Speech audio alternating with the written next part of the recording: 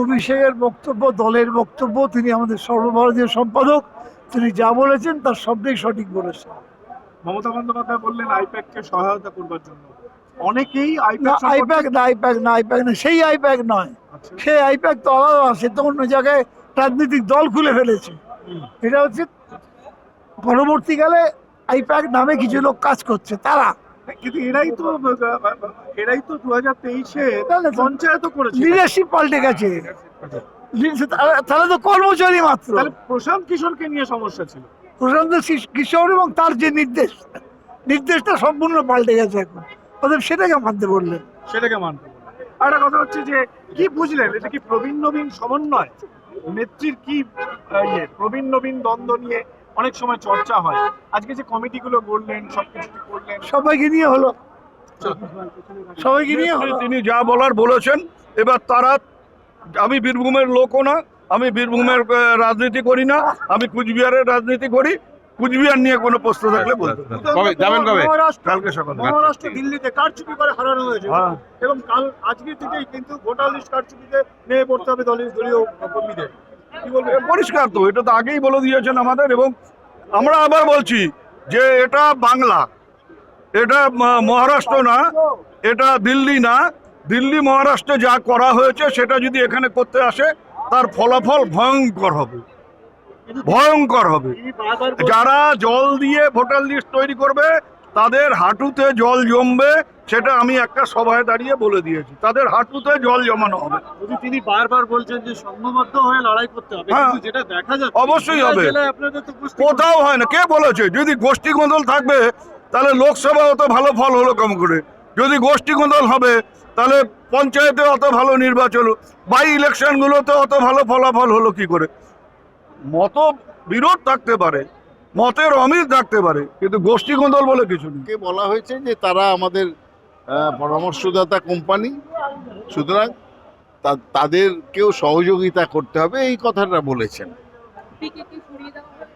এখন নতুন টিম এসেছেন, তারা দেখছে আইপ্যাকের কথা বলেছেন, তাদের সঙ্গে সহযোগিতা করতে হবে।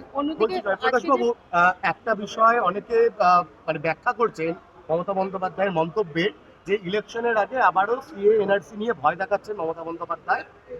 একই ভোটার কার্ডে দুজনের নাম থাকলে নাম বাতিল করে দেওয়া হতে পারে, যে আশঙ্কাটা করছিলেন, সত্যি কি আপনারা ভয় দেখাচ্ছেন?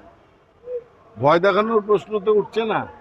যেখানে সত্য উদ্ঘাটন করার কথা বলেছেন মমতা বন্দ্যোপাধ্যায়, আজকে বলা যায় যে বিজেপির যেটা সাংঘাতিক ষড়যন্ত্র ভোটার লিস্ট নিয়ে, সেটাকে সর্বসমক্ষে উন্মোচিত করে দিয়েছেন।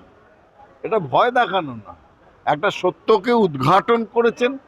গণতন্ত্র হত্যার যে পরিকল্পনা, ভারতবর্ষের ভোটার লিস্টের যে এতদিন, বা ইলেকশন কমিশনেরও এতদিন যে একটা আলাদা সম্মান ছিল, স্যাংটিটি ছিল, সেটাকে মোদী সরকার যেভাবে পদদলিত করছে এবং ষড়যন্ত্র করছে বিপক্ষ দলের প্রতি, যে রাজ্যে তাদের শাসন ক্ষমতা নেই তাদের প্রতি, সেই একটা দূরভিসন দিকে তিনি উন্মোচিত করেছেন। এর মধ্যে ভয় দেখানোর কিছু নেই। আমরা ভয় দেখাই না, আমরা গণতন্ত্রের জন্যে এবং সাধারণ মানুষের জন্য যেটা করার সেটা আগেও করেছি, আবার করব। যে তাদের গণতন্ত্রকে রক্ষা করা, তাদের অধিকারকে রক্ষা করা, ভোটার যে লিস্ট, সেই ভোটার লিস্টের স্যাংটিটি, তাদের নিরপেক্ষতা, তাকে রক্ষা করার জন্য তৃণমূল সৈনিকরা সদা সর্বস্ব লড়বে। এতে ভয় পাওয়ার যদি হয়, বিজেপি ভয় পাবে সেটা আমরা জানি, কিন্তু এটা ভয় দেখানোর জন্য নয়, এটা সত্য প্রতিষ্ঠা করার জন্য। আপনাদের বিরোধীরা এরকমও বলছেন আদতে তৃণমূল কংগ্রেস বৃহত্তর হিন্দু ঐক্য থেকে ভয় পেয়েছে, সেই কারণেই কেন্দ্রীয় সরকার কোন পুজোয় কদিন ছুটি দেয় আর রাজ্য সরকার কোন পুজোয় কদিন ছুটি দেয়, সেই তুলনা টেনে আনতে হচ্ছে। যে দল সর্বদা বলে হিন্দু মুসলমান করে, সেটা তো ভারতবর্ষের সংবিধান মানে না। তার মানে ভারতবর্ষের সংবিধানে কোথাও হিন্দু ঐক্য, মুসলমান ঐক্য, জৈন ঐক্য এর তো স্থান নেই। ভারতবর্ষ চলে সংবিধান মেনে, সংবিধানে যার স্থান নেই সেইটা নিয়ে বিজেপি যদি কথা বলে, তার মানে তারা সংবিধান বিরোধী, গণতন্ত্র বিরোধী, ভারতবর্ষ বিরোধী কথা বলছে। এবং বিজেপি কিন্তু সেইটাই করছে আজকে। তারা ভারতবর্ষের যে ঐক্য রূপ সেটা মানতে চায় না, সংবিধানকে মানতে চায় না, এটাই সব থেকে বড় দুঃখের। সেটা দিদিই বলতে পারবেন, তবে নিশ্চয়ই কোনো গুরুত্বপূর্ণ খবর আছেন, নাহলে এভাবে মিটিংয়ে ডাকতেন না।